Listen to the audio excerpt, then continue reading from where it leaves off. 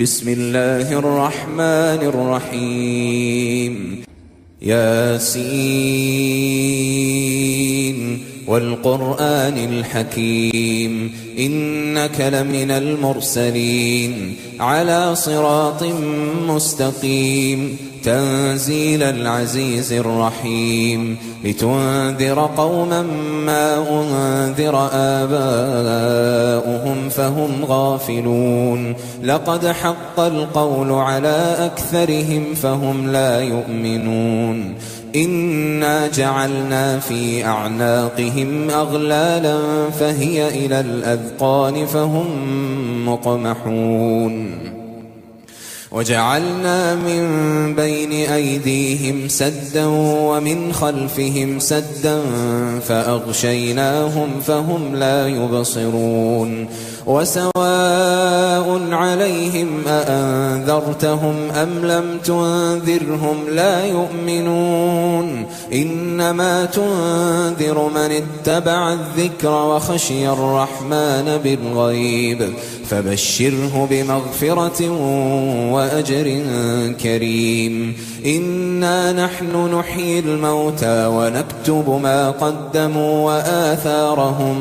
وكل شيء أحصيناه في إمام مبين واضرب لهم مثلا أصحاب القرية إذ جاءها المرسلون إذ أرسلنا إليهم اثنين فكذبوهما فعززنا بثالث فقالوا إنا إليكم مرسلون قالوا ما أنتم إلا بشر مثلنا وما أنزل الرحمن من شيء إن أنتم إلا تكذبون قالوا ربنا يعلم إنا إليكم لمرسلون وما علينا إلا البلاغ المبين قالوا إنا تطيرنا بكم لئن لم تنتهوا لنرجمنكم وليمسنكم منا عذاب أليم قالوا طائركم معكم أئن ذكرتم بل أنتم قوم مسرفون وجاء من أقصى المدينة رجل يسعى قال يا قوم اتبعوا المرسلين اتبعوا من لا يسألكم أجرا وهم مهتدون وما لي لا أعبد الذي فطرني وإليه ترجعون أأتخذ من دونه آلهة إن يردني الرحمن بضر لا تغن عني شفاعتهم شيئا ولا ينقذون إني إذا لفي ضلال مبين إني آمنت بربكم فاسمعون قيل ادخل الجنة قال يا ليت قومي يعلمون بما غفر لي ربي وجعلني من المكرمين وما أنزلنا على قومه من بعده من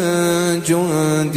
من السماء وما كنا منزلين إن كانت إلا صيحة واحدة فإذا هم خامدون يا حسرة على العباد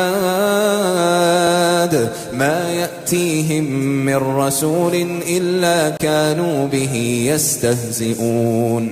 ألم يروا كم أهلكنا قبلهم من القرون أنهم إليهم لا يرجعون وإن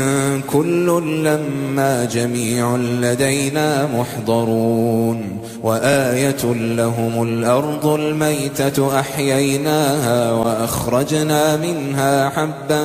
فمنه يأكلون وجعلنا فيها جنات من نخيل وأعناب وفجرنا فيها من العيون ليأكلوا من ثمره وما عملته أيديهم أفلا يشكرون سبحان الذي خلق الأزواج كلها مما تنبت الأرض ومن أنفسهم ومما لا يعلمون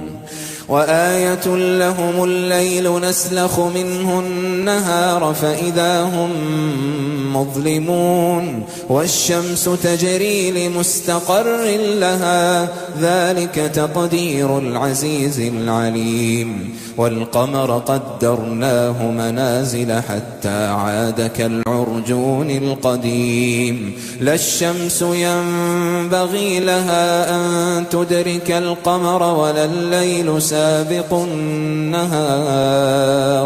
وكل في فلك يسبحون وآية لهم أنا حملنا ذريتهم في الفلك المشحون وخلقنا لهم من مثله ما يركبون وإن نشأ نغرقهم فلا صريخ لهم ولا هم ينقذون إلا رحمة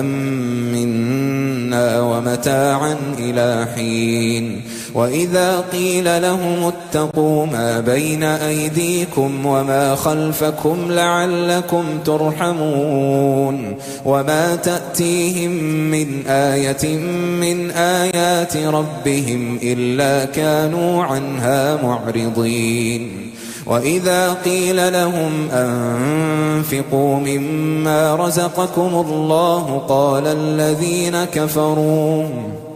قال الذين كفروا للذين آمنوا أنطعم من لو يشاء الله أطعمه إن أنتم إلا في ضلال مبين ويقولون متى هذا الوعد إن كنتم صادقين ما ينظرون إلا صيحة واحدة تأخذهم وهم يخصمون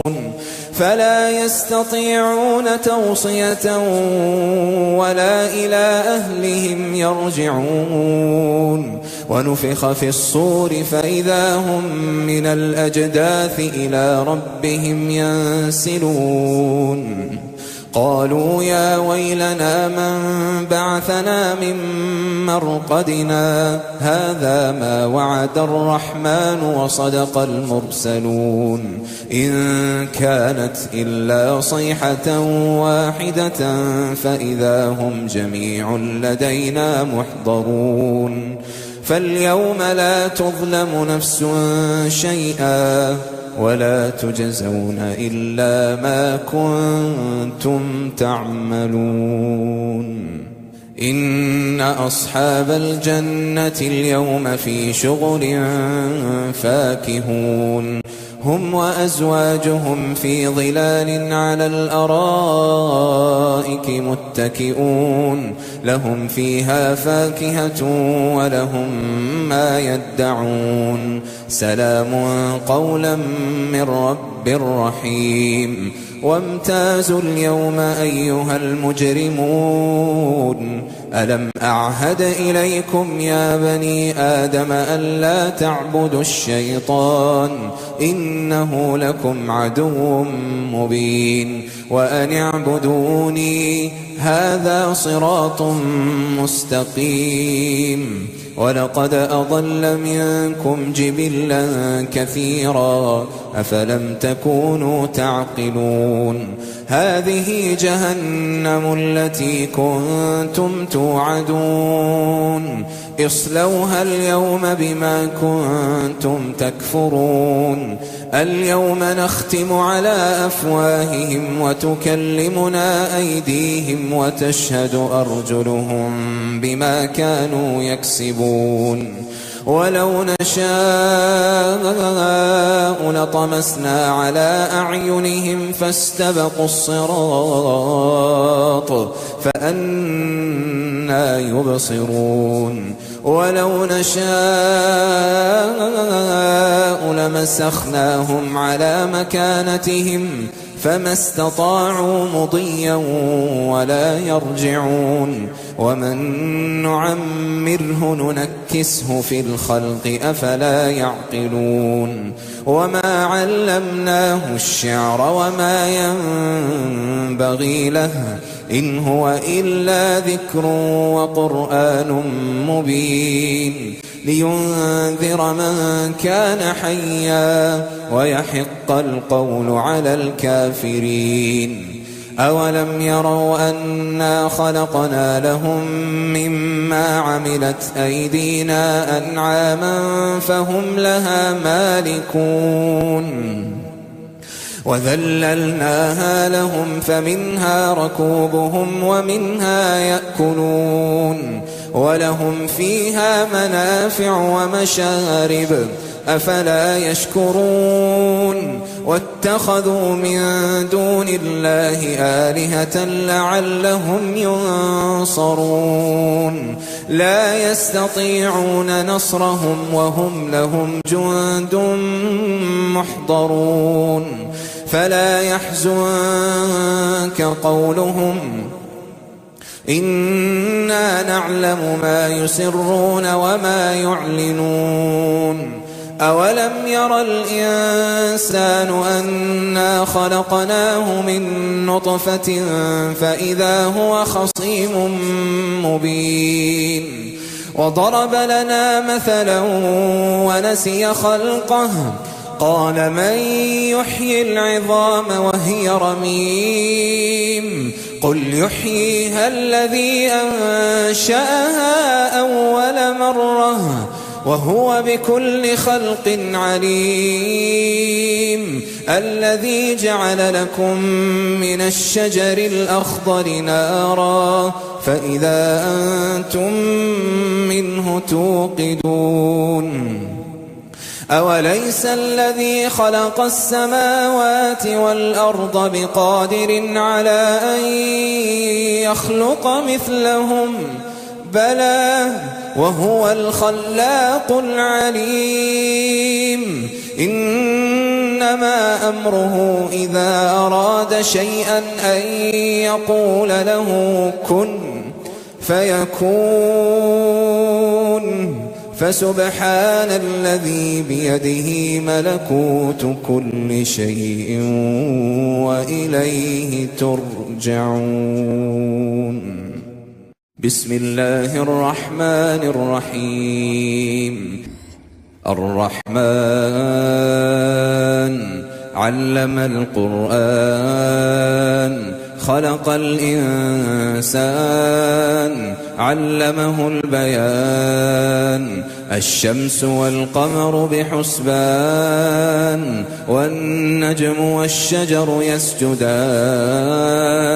والسماء رفعها ووضع الميزان ألا تطغوا في الميزان وأقيموا الوزن بالقسط ولا تخسروا الميزان والأرض وضعها للأنام فيها فاكهة والنخل ذات الأكمام والحب ذو العصف والريحان فبأي آلاء ربكما تكذبان خلق الإنسان من صلصال كالفخار وخلق الجان من مارج من نار فبأي آلاء ربكما تكذبان رب المشرقين ورب المغربين فبأي آلاء ربكما تكذبان مرج البحرين يلتقيان بينهما برزخ لا يبغيان فبأي آلاء ربكما تكذبان يخرج منهما اللؤلؤ والمرجان فبأي آلاء ربكما تكذبان وله الجوار المنشآت في البحر كالأعلام فبأي آلاء ربكما تكذبان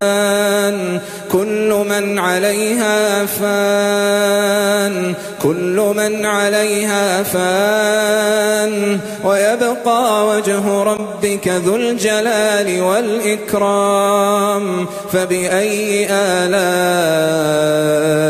ربكما تكذبان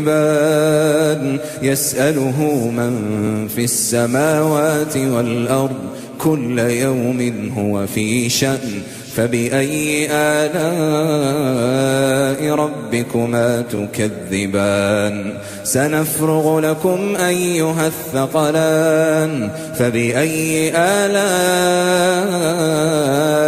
ربكما تكذبان يا معشر الجن والإنس إن استطعتم أن تنفذوا من أقطار السماوات والأرض فانفذوا لا تنفذون إلا بسلطان فبأي آلاء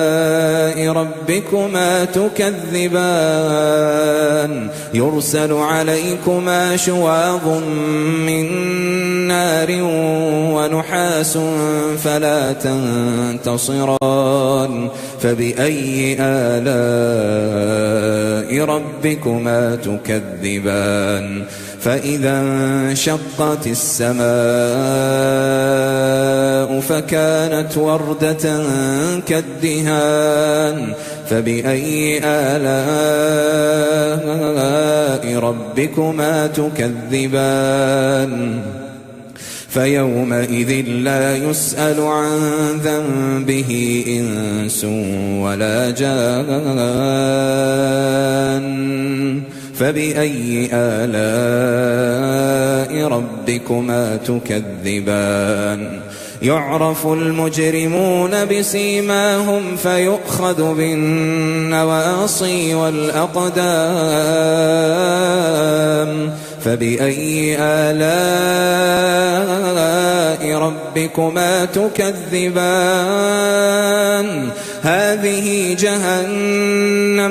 هذه جهنم التي يكذب بها المجرمون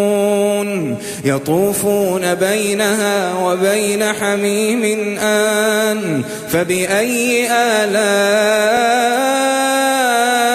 ربكما تكذبان ولمن خاف مقام ربه جنتان فبأي آلاء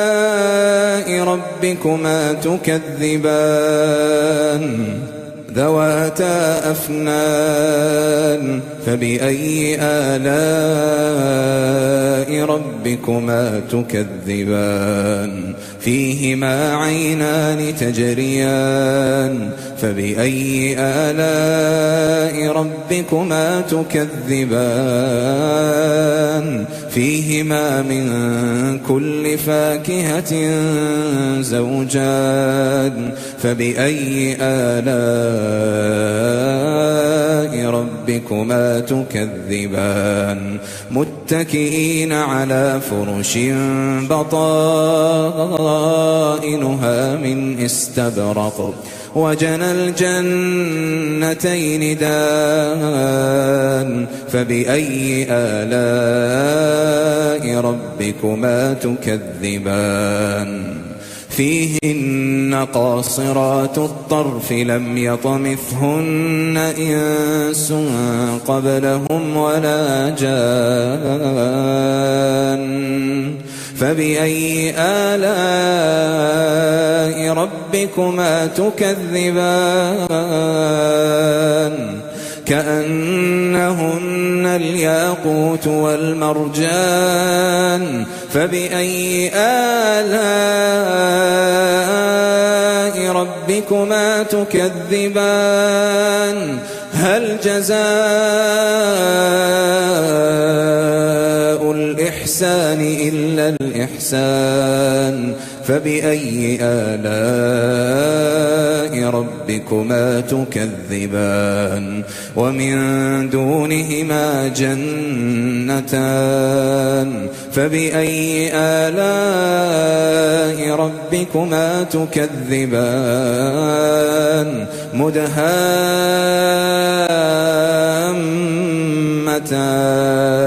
فبأي آلاء ربكما تكذبان فيهما عينان نضاختان فبأي آلاء ربكما تكذبان فيهما فاكهة ونخل ورمان فبأي آلاء ربكما تكذبان فيهن خيرات حسان فبأي آلاء ربكما تكذبان حور مقصورات في الخيام فبأي آلاء ربكما تكذبان لم يطمثهن إنس قبلهم ولا جان فبأي آلاء ربكما تكذبان متكئين على رفرف خضر وعبقري حسان فبأي آلاء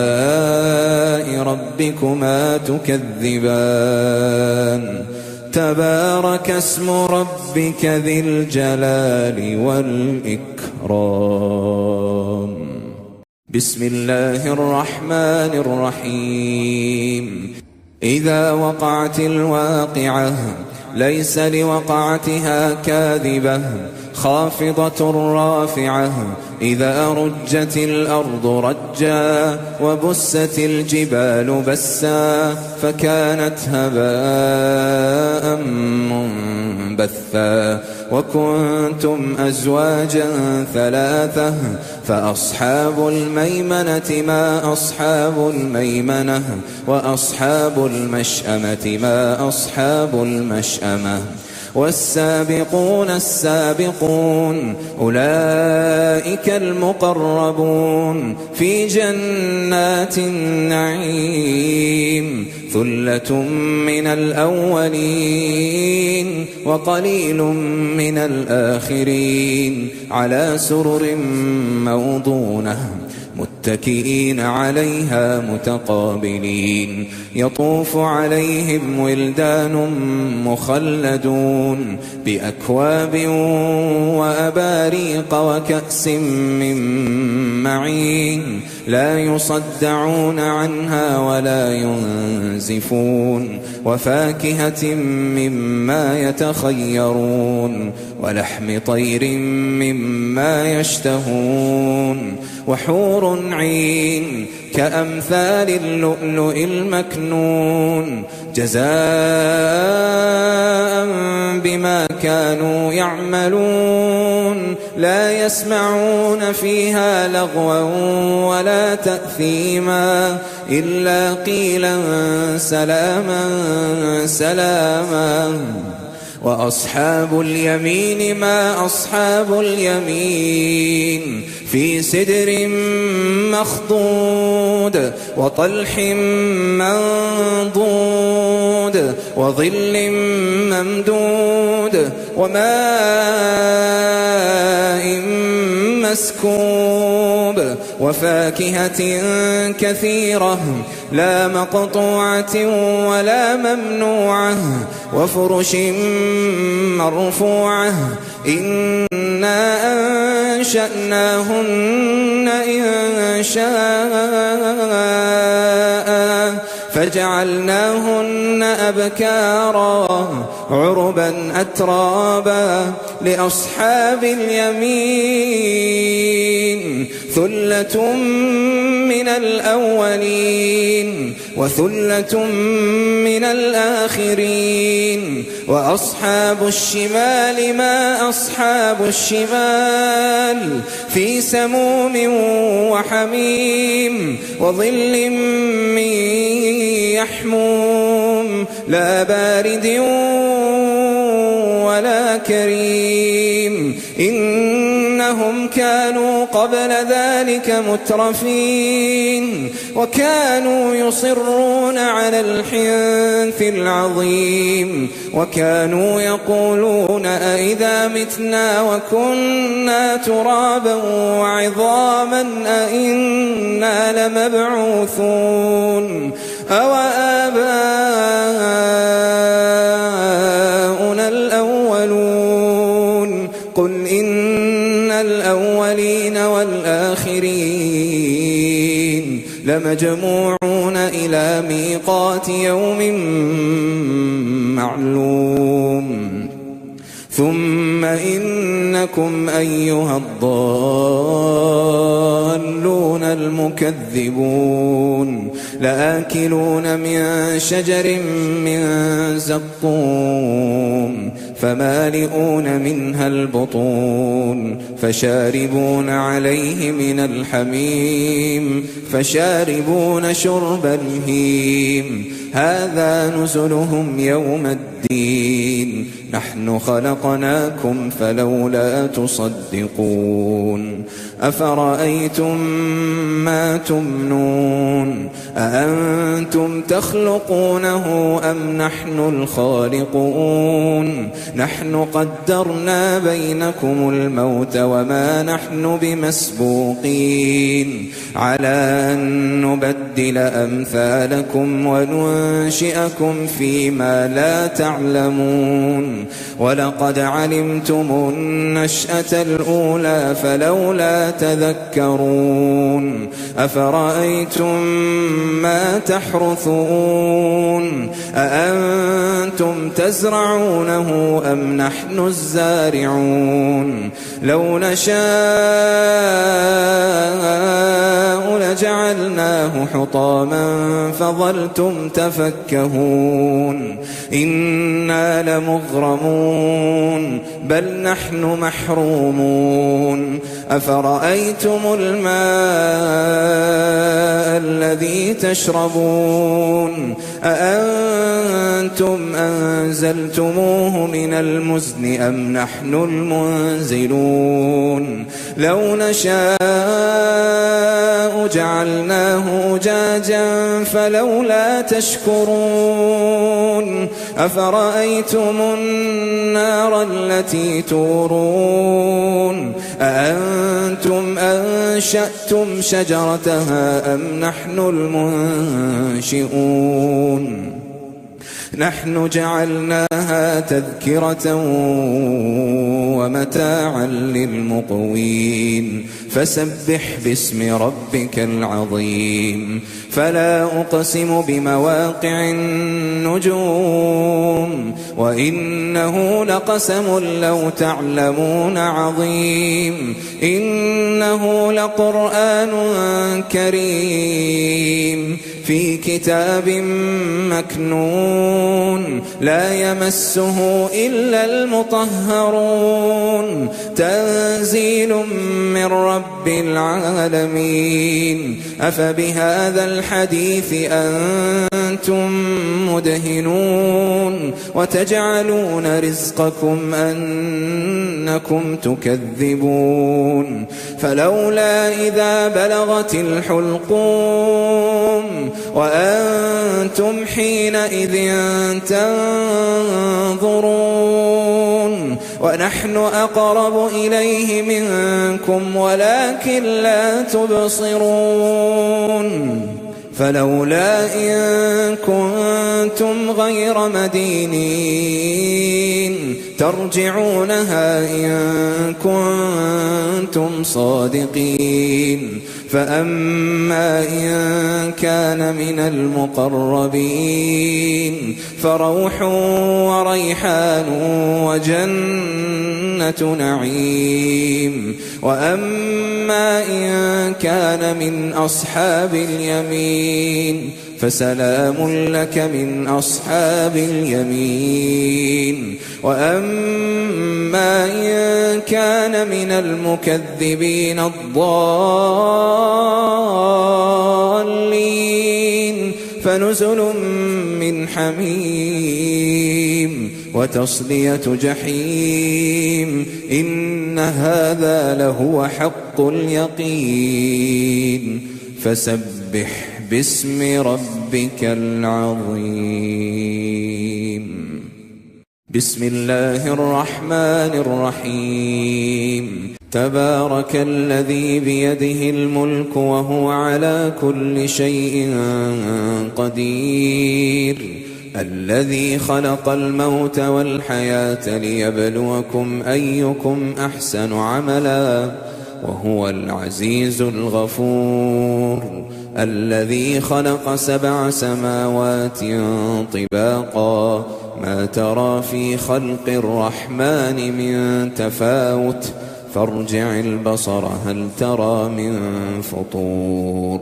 ثم ارجع البصر كرتين ينقلب إليك البصر خاسئا وهو حسير. ولقد زينا السماء الدنيا بمصابيح وجعلناها رجوما للشياطين وأعتدنا لهم عذاب السعير. وللذين كفروا بربهم عذاب جهنم وبئس المصير. إذا ألقوا فيها سمعوا لها شهيقا وهي تفور تكاد تميز من الغيظ. كلما ألقي فيها فوج سألهم خزنتها ألم يأتكم نذير قالوا بلى قد جاءنا نذير